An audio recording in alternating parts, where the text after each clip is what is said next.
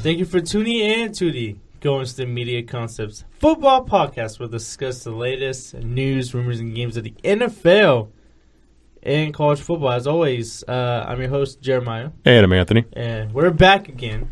It is February 9th, episode 173. And, you know, we're literally, we still have a lot of stuff to talk about. Yep. Still a lot to talk about. We're going to be talking about Terrell Owens today. I did talk about Terrell Owens not making the Hall of Fame on Monday, but it appears that Hall of Fame quarterback Dan Fouts, who became a member of the Hall of Fame selection committee for the first time in Houston this year, said he believes Terrell Owens got a fair shake before his case didn't even advance. So this is a direct quote from Dan Fouts in an interview he had at a radio station in Nashville. This is what he said.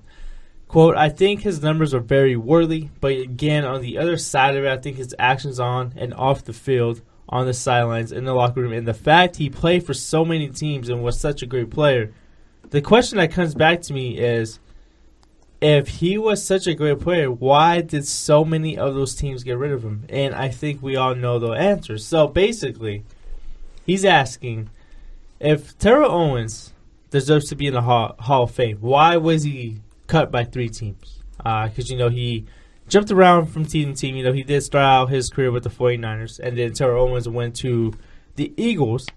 Then it went to the Cowboys. Then it went to the Buffalo Bills and the Cincinnati Bengals. I think he ended his career with the Bengals there, playing with Chad Ochocinco, that, you know, a.k.a. Chad Johnson, who changed his name to Ochocinco and then changed it back to Johnson. That's really confusing. But, yeah, what were your overall thoughts on, you know, Dan Fouts' comments? Like, I get it. I get that his off-the-field antics are part of the reason why he's not in the Hall of Fame. And I knew that.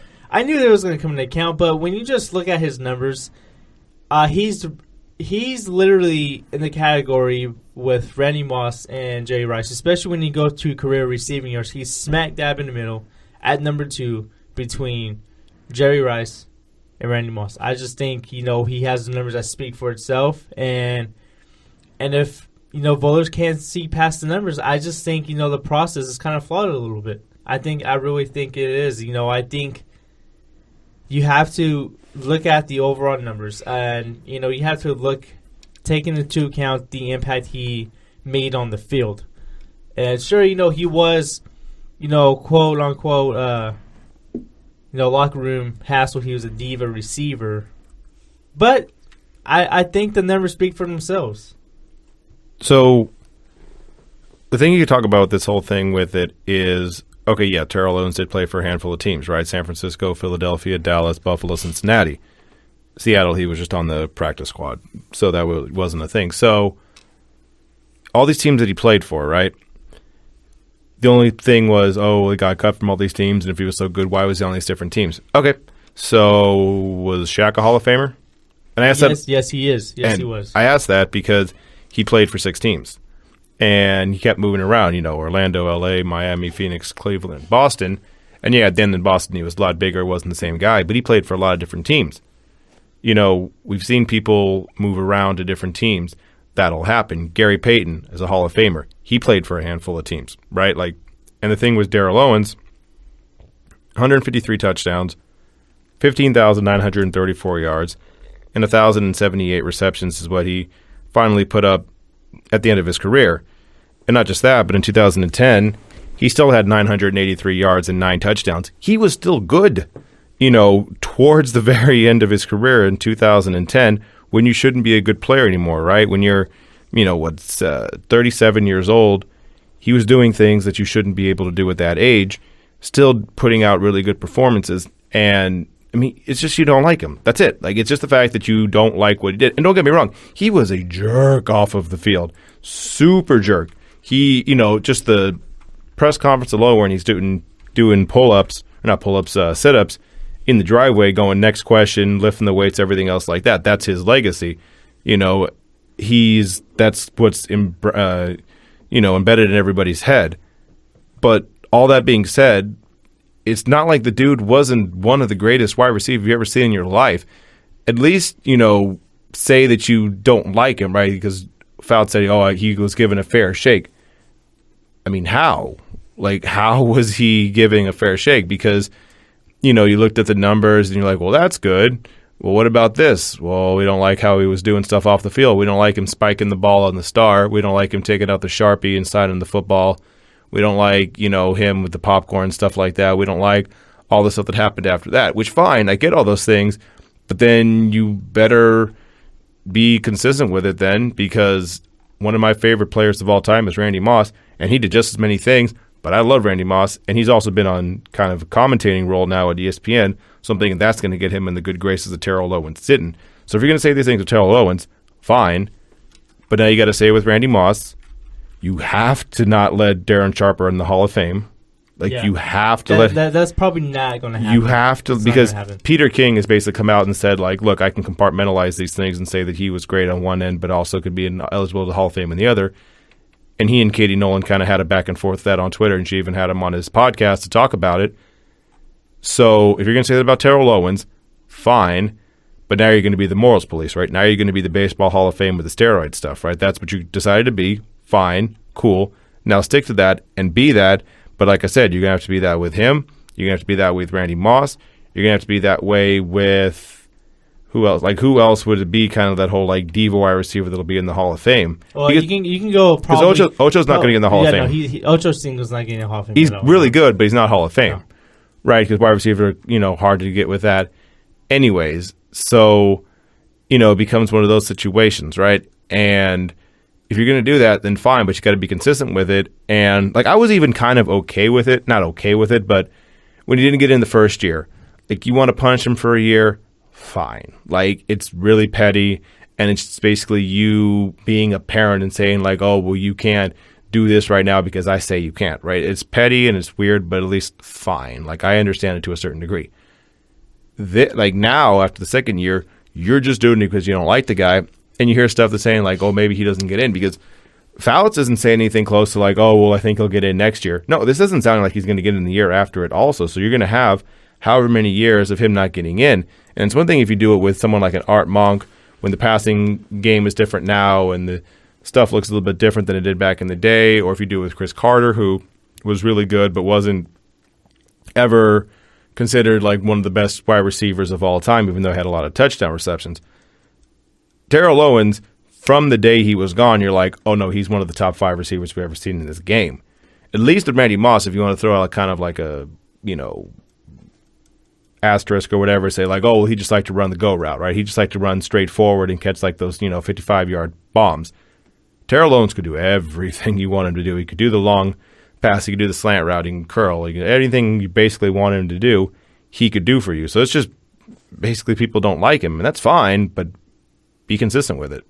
Yeah, and I think there was a lot of bias towards not voting him into the Hall of Fame, and you did allude to a good point there with Randy Moss. He did have some of his legal troubles as well, and people don't really talk about that. Terrell Owens, he hasn't had a lot. He didn't have a lot of legal troubles at all when he was playing. When he was active, he was just flamboyant off the field. Well, he also had the thing where he basically divided the Philadelphia locker room. That too, but that's the thing that people remember. That's basically the whole thing, and because Dallas, he was more or less fine. In Buffalo and Cincinnati, he was more or less fine.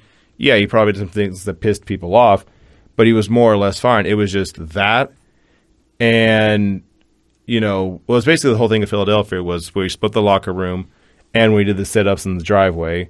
Those two things basically, and the thing he had against Jeff Garcia, right? He had those two kind of Main Street kind of things with people because he seemed to love Tony Romo, crying in the press conference, my quarterback, all that stuff like that. It's just those handful of things that, we still don't forgive Tony Romo for botching the snap in Seattle. And that happened, 10, 12 years ago? We still don't let him forget about that. We will take something, and that will be your lasting memory forever. Ask Bill Buckner how that works out. Ask Bartman in Chicago how that worked out for a long period of time until they finally got rid of that just because they won the World Series. We will take something, whether you're famous or not, one snapshot, and it's oh, nope, that's your legacy. That's all we remember of you. That's all it's going to be. Yeah, well, that was and what you just said, you have a lot of very solid points, Anthony, and I really do think Terrell Owens will get into Hall of Fame. Oh, he will, yeah. And I said this on Monday. I do think he has to wait for a very, very long time. He pretty much I think he has to wait for all the other Hall of Fame voters to pretty much die out. You know what he has to do? No, it's not even die out. You know what he has to do, honestly, because they're going to bring in people who are the same. This isn't like the Baseball Hall of Fame where there's dozens and dozens and dozens of people. There's 10 people or something like that basically sit in a room and judge these things. So that's the whole waiting for them to pass thing's not going to happen. What's actually going to be the thing that gets him in more than anything else is if he does this whole press conference where he seems contrite. You know what I mean? Seems contrite, because who knows if he actually is or not, or even if he should be or not. That's a whole different thing of whether he should be or not. That's to be the thing where the voters basically just yeah, I feel like he's repented for his sins and stuff. It's some kind of cathedral where you have to repent for sins. But that's what it's going to be. It's going to be basically people thinking that he feels bad about it and he wants to make amends on this whole thing. That's the thing that's going to make it flip more than anything else. Yeah, and, I can see your point there. And I kind of want to bring this up real quick before we go to the break. Michael Vick retired. Right. And I think, he does have really good – he does have numbers, but he doesn't have great numbers that are Hall of Fame worthy. But I don't think he will ever be in the Hall of Fame, because if T.O. can't get in, there's definitely no chance that Michael Vick can get in. Well, the thing with Michael Vick, the Hall of Fame for Michael Vick isn't necessarily getting into the Hall of Fame. It's getting into the Atlanta Falcons Hall of Fame. That too, yeah. Because he is one of the most – He literally – He's what, second most notable Falcon of all time? I think, honestly, though – behind Deion? That, and he literally turned around that franchise. Yeah. He made the Atlanta Falcons cool. He made them Deion made them cool in the 90s, or 80s actually, and early 90s, and Vic made them cool again in the early 2000s. That's what it was. There was kind of a lull in the mid to late 90s where the Falcons were winning because they went to the Super Bowl in 1998, but it wasn't ever kind of a cool thing, right? You had Jamal Anderson, stuff like that, the Dirty Birds and stuff like that. You also had Eugene Robinson, Man of the Year, getting popped for soliciting a prostitute the day before the Super Bowl. But you didn't have any kind of flair with the team, right? You didn't have anything that got the people excited. And then Vic came along in, I think, 2001 and totally revitalized the stuff. Yes, 5 or whatever it was years later, dogfighting, prison, all that stuff, really bad. But now you kind of, brought it back with Matt Ryan. He's Hall of Fame for the Falcons is what's going to be the thing for him, not exactly even though he has Pro Football Hall of Fame moments, right? He has the most rushing yards for a quarterback. Yeah. He was a pioneer necessarily in the sense of just the guy that you had to deal with, because not only was he a mobile quarterback like Steve Young or Randall Cunningham or whatever, but he was fast, man, and you had to deal with him more than anybody else. Not only that, he was probably the best video game player of all time. Yes. Best video game. I think that's generational, because people that are our parents will say Bo Jackson and will say Michael Vick. And I actually talked about that on Monday too. You can say Michael Vick and Madden 04 or Bo Jackson and Tecmo Bowl. But getting back to Terrell Owens, I do think he is a Hall of Fame. He has the numbers. It's just a matter of time, and it's just a matter of when and then if. But we're actually going to take our first break here. We're going to be talking about Tony Dungy.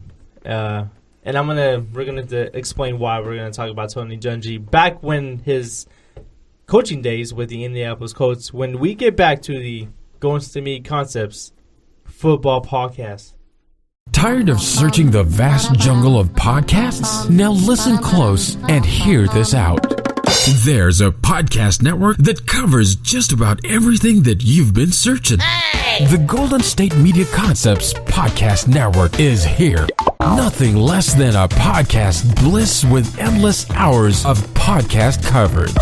From news, sports, music, fashion, cooking, entertainment, fantasy, football, and so much more. So stop lurking around and go straight out to the Golden State Media Concepts Podcast Network. Guaranteed to fill that podcast itch.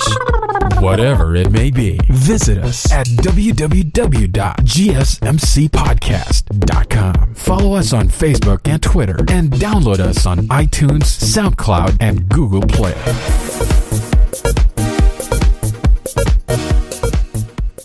Welcome back to the Golden State Media Concepts football podcast. And, Tony Dungy has come into the news recently, but that is because he was commented back towards comments made by Hall of Fame quarterback Deion Sanders. Deion Sanders, he's an analyst for NFL Network. He does a great job at it. He made comments after the Super Bowl about the Colts cheating when his colleague, who is also an analyst, I think on the same show for NFL Network, the Damian Thompson, who is also going to be a Hall of Famer, the Damian Thompson said something, he questioned New England's success because of Spygate. And if you don't know what Spygate, it's when, Patriots videotaped their opponent's signals from an unauthorized location. So, Deion Sanders accused Tony Dungy of doing that back in the days with Peyton Manning. This is back when Peyton Manning was in his prime, too. So this is what Deion Sanders had to say on NFL Network. He said, quote, "Those same critics, did they say anything about the wins that the Indianapolis Colts had? You want to talk about that, too, because they were getting everybody's signals. Like, come on. You don't walk up to the line and look over here and the man on the sideline getting you the defense that they stole in the plays of. We all knew, LT knew, everybody in the NFL knew. We just didn't let the fans know that was real and that was happening in Indy." End quote. So Dungy yesterday has some comments about Mr. Deion Sanders there, and this is what he had to say on Pro Football Talk Live. Quote, I think we have to go back to what is cheating. People accusing us of cheating. I don't think that's the case. Stealing signals. You can't go back to 1800s in baseball. You can go anywhere that were signals done and people were looking and watching trying to get signals. And Deion Sanders went back on Twitter, stood by his comments. He said, I guess ain't nobody sports-wise got anything to fill the boring talk shows or columns up, so they're bringing up an old issue that's accurate. So Deion Sanders accused Tony Dungy of stealing signals, and Dungy said it happens all the time. So that's a lot to take in. And I know this is the type of stories you love talking about, Anthony. You love talking about these type of stories. What do you mean I love to talk about it? What do you mean? You like chaos. I do love chaos. I do. Yeah, I do love chaos. This is up your alley. That is true. But the thing with this is I kind of agree that's not that big of a deal, right? Because it's like the stealing signals thing. Like, if you're going to, that's why you always see people who have the signs and they kind of put them up to their mouth and like they kind of like muffle it, right? Or they kind of make sure that you don't see what their, lips are actually saying. That's why they say, do these things where they hide them. So if you're doing it obvious for people to see them from across the, way, that's your fault. There is a difference between doing that and like videotaping the things. I do get that part of it. Also, you cheated too. Like, it's like there's different levels of cheating, right? If you look over your teammate's or your classmate's shoulder and you see that the question number 4 that he put C and then you put C, that's cheating. If you decide to take the entire answer sheet and go one by one and answer all these questions like that, that's also cheating, but that's a different level of cheating, right? There's levels of these things. It's not just like a one-size-fits-all. The Patriots cheated with, Spygate or whatever you want to call it. It has nothing to do with spying, Watergate. Anyways, you have the situation with that. And now with this here, you have that situation with Dungy was stealing signs or signals or whatever you want to call it. He's got his own version of cheating. I mean, Atlanta got busted last year for piping in crowd noise. You had the situation where I think it was the Vikings and the Panthers got in trouble because they were trying to heat the football when it was really, really cold outside. They got dinged for that. A lot of people do a lot of different things in order to cheat. The Browns were basically calling up from the top of the press box, calling in, texting down on the field. They got in trouble for that. There's a lot of things that people do as far as cheating goes. The Raiders won Super Bowls with Stickum, which is basically glue that they put on their body so that we could stick to them. Like, people have been cheating for very, very long periods of time. I mean, Dungy talked about the 1800s with baseball and stealing signs. Yeah, you cheat in many, many different ways. I don't care that Brady did it. I don't care that the Patriots did it. I don't care that Dungy did it. I don't care that anybody did it. It's fine. Just that's why I never got mad at the Patriots. It's like, oh, they cheated. So do a lot of people. The thing with Dungy, and Dungy's trying to like hide behind the thing of like, oh, it's not cheating. It's something people do all the time. Fine. Also cheating. Like, you can call it like, oh, it's not cheating. A lot of people do it. That's not an excuse. That's a rationalization. Those are two different things. But this whole thing with Brady and Deion's basically saying like, why are we making a big deal of this? And we're making a big deal because we need content. We need to talk about things, and this is something to talk about, so we're going to talk about it. And it kind of, I always like will circle back to things to say, okay, this thing with Dungy, we're going to kind of go past this, right? We basically figured out that Jerry Rice used Stickum, right? We kind of figured that out. He admitted basically that he used Stickum, and then once it became a big deal, he was like, oh, well, it wasn't Stickum. It was this, right? You try and backtrack these things. But you said it, and we know you said it, and we're moving on. We don't really remember that with them. So my thing is always, okay, this story. Now make it the Patriots. Now make the Patriots thing where it's like, oh, they were stealing signs. I mean, we were making jokes when the Steelers? Was it Steelers? No. When the Steelers had the alarm pulled. Oh, the Patriots. Even if it had nothing to do with the Patriots. When they were drones over the Super Bowl. Oh, the Patriots, look what they did. We're always going to make these jokes about the Patriots, but what if it actually was the Patriots stealing signs?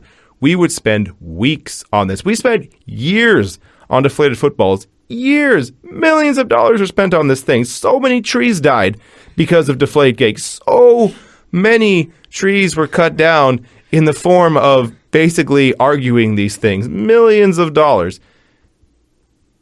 But with this, it's going to go away after a couple of days. Yeah, that is true. When you compare this, the Indianapolis Colts organization and this whole situation and the beef between Deion Sanders and Tony Dungy, and you actually made a really great point, Anthony. Yeah. That, good point. If this was the Patriots, this story would not go anywhere anytime soon. It would not, because the Patriots have a publicized history of quote-unquote cheating. We don't hear about it a lot from other teams, and I just love how you thought about the trees during that whole your whole comment there. You thought about the trees. There's so many trees did die. So many trees. That's the thing that's underplayed here.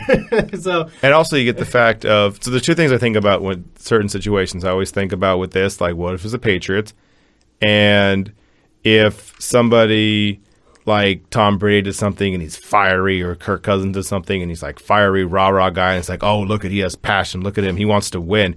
Okay, now make that Cam Newton. And let's see how that goes. Because it won't be the same thing, because you're going to yell at Cam Newton because you don't like Cam Newton for whatever reason you want to talk about. There's a couple of reasons why people don't like Cam Newton. You Newton. don't like what Cam Newton does. So I always do those two things. What if it was the Patriots, and what if it was Cam Newton?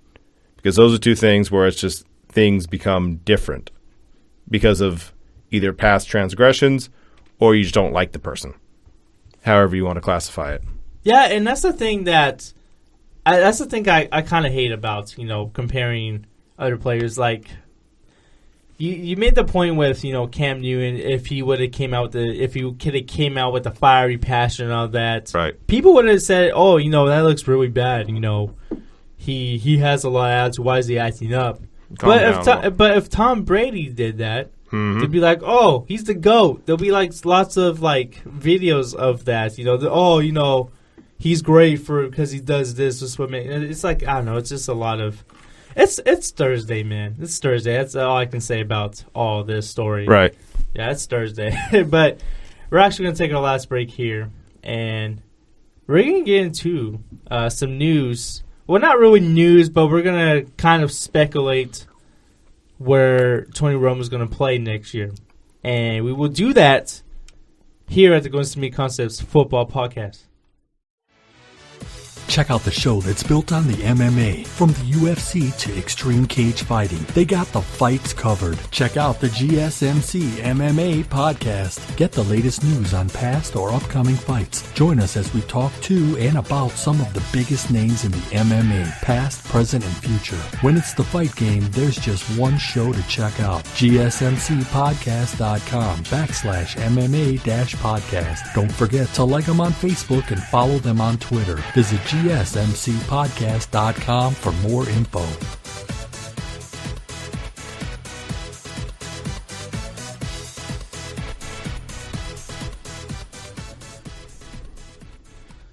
Welcome back to the Golden State Media Concepts Football Podcast. And with the offseason now upon us, it's time to get into some speculation here. And the biggest question this offseason is, what team will Tony Romo play for in 2017? Will the Dallas Cowboys trade him? Will they release him? What uniform will the 36-year-old quarterback wear? What is it? What's going to happen with Jerry Jones' boy there? Well, you know, Tony Romo is 36. I think the Cowboys' two options are to either trade him or release him. And Jones, you know, he has a close relationship with Romo. We all know that. You know, that's pretty much his boy. But, you know, with the emergence of Dak Prescott, you know, they look like they're in very good position for years to come with Dak Prescott. You know, he was Rookie of the Year. He was one of the most efficient quarterbacks, in my opinion, last year. So, if Tony Romo happens to not don a Cowboys uniform next year, there's a variety of teams I can see him go to. You know, we can cross the Broncos out because they said that they are very much all in on Trevor Siemian and Paxton Lynch. Right. So we cross them out. I still think the Texans are a very good option. The only thing is that, though, I don't think Jerry Jones trades him away in the state. No, he would not do that. I do think if the Cowboys do release him, he will go to Texas. That would be one of the teams. And another team that has been talked about is Chicago. Chicago is one of those teams. The New York Jets, the dumpster fire over there. I think the Arizona Cardinals were talked about a little bit. You know, even though they do have a quarterback that's practically the same age. But, you know, the Cardinals have enough talent to make a really We thought they would be a Super Bowl contender exactly. this year. They had that kind of talent to have a deep playoff run. Me, personally, I actually did think that he was going to go to Denver earlier. If you asked me this question like 2 months ago, I'd be like, Denver, no question. It'll be Super Bowl contender. I honestly think Tony Romo should go to the Houston Texans. I do think so because look at how this team played without J.J. Watt, the defense. All right, and if they have a quarterback, this is a Super Bowl contending team. You know they played Tom Brady very well in that divisional game. I do think the Texans are a perfect spot for Romo because you know he is going just across his. He's literally not going to travel that far. Right. So that's one option I can see him at. I don't know about Chicago. I just don't think they have the O-line to protect him. The New York Jets, I just think he should just stay away from that team. They're just a dumpster fire.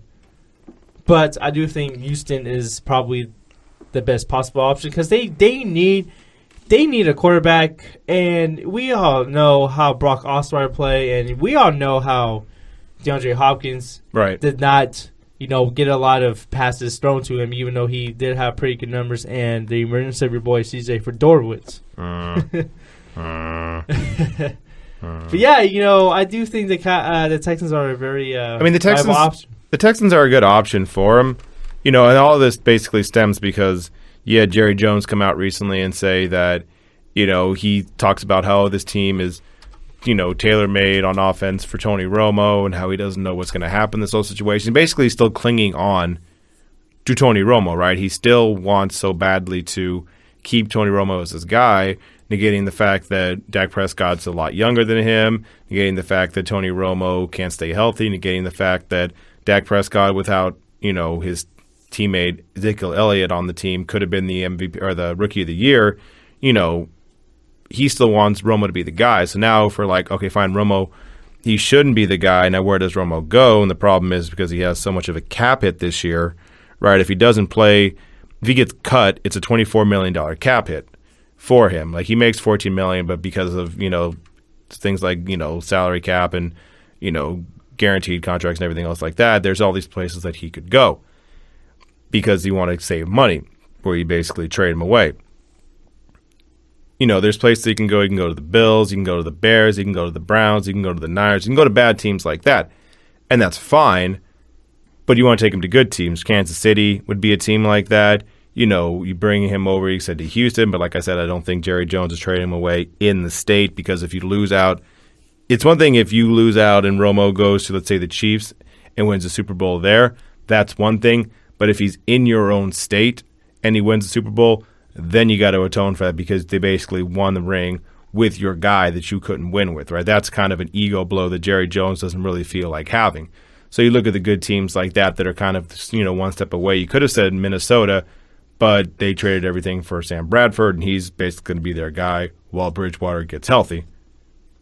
If Bridgewater even comes back. If he comes back, we can't underplay that. That's the thing, too. Yeah. Even if he does, because who knows that. Maybe he, gets some injury setbacks and everything else like, too. There's other situations around the league, like you said about Arizona. That's one that, you could put in the quarterback, basically all of a sudden the situation seems a lot better. It seems like a situation that'll, bring you from middle of the pack to now Super Bowl contention again. You look at teams like in the NFC East, the Giants are obviously set, Philly's obviously set, the Giants are obviously set, so you got a situation where maybe, possibly, you kind of look around at Washington, you're like, if Kirk Cousins decides he wants to leave somewhere, maybe you interject him, and now all of a sudden you have a situation where you can get that team a little step higher, because Kirk Cousins may want to go over to San Francisco, and maybe kind of like a musical chairs kind of scenario. There's a lot of different scenarios. Yeah, with the Kyle Shanahan being the head coach. Right. Now, so. There's a couple different scenarios that could play out here.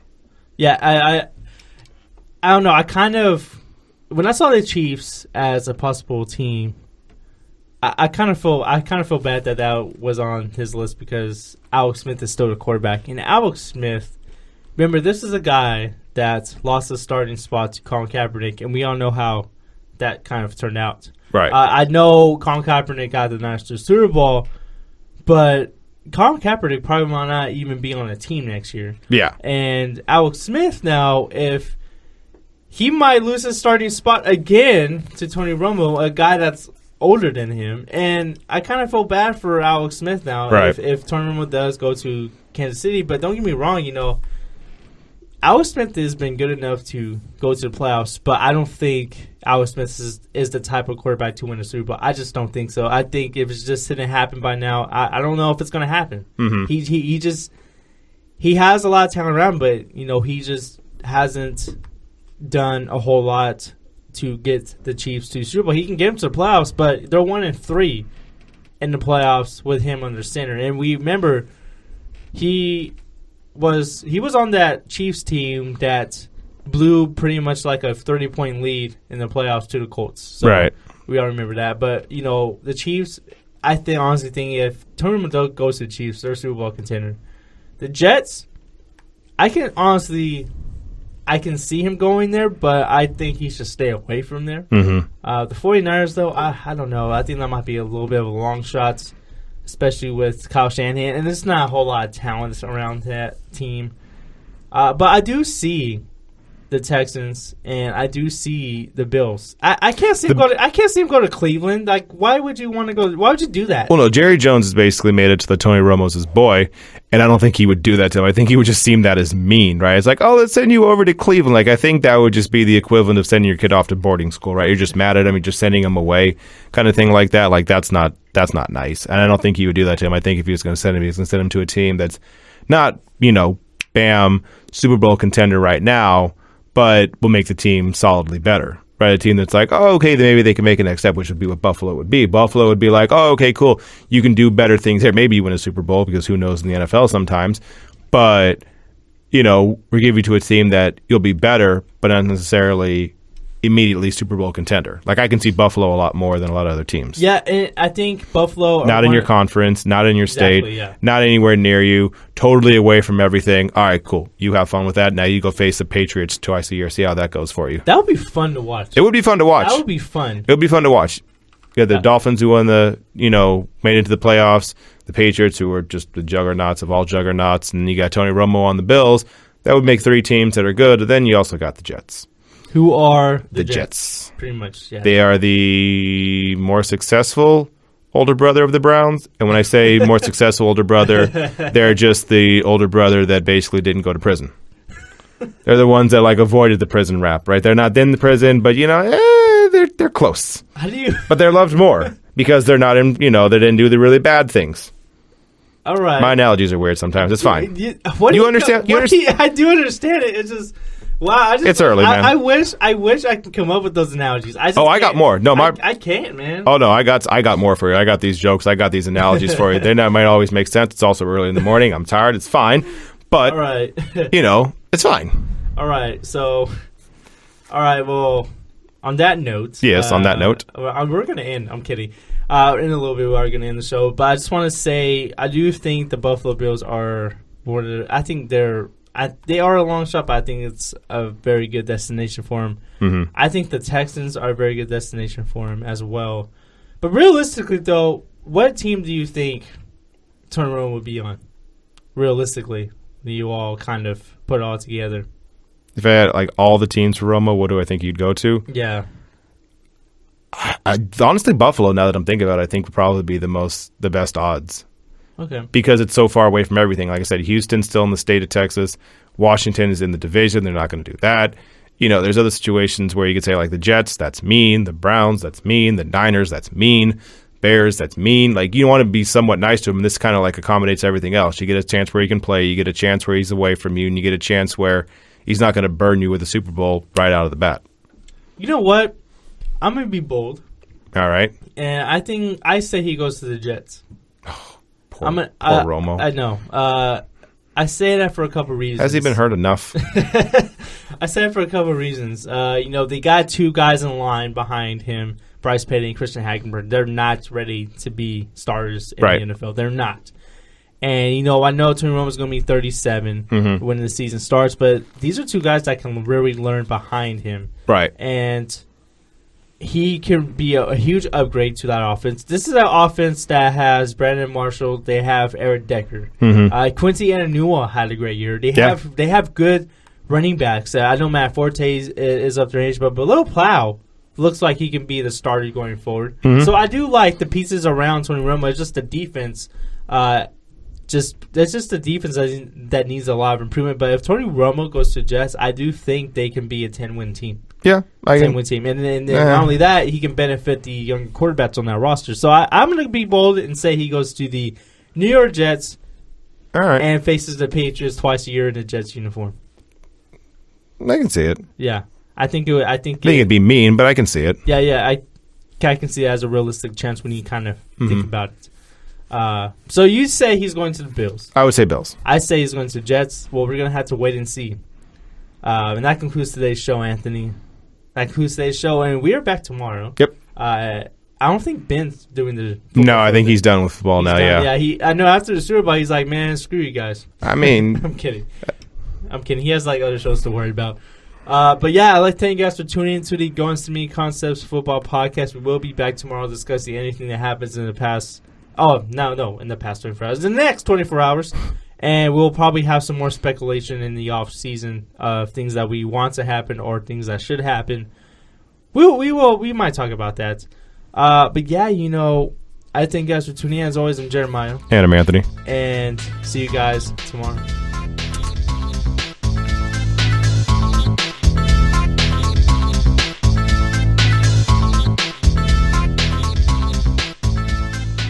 You've been listening to the Golden State Media Concepts Football Podcast, part of the Golden State Media Concepts Podcast Network. You can find this show and others like it at www.gsmcpodcast.com.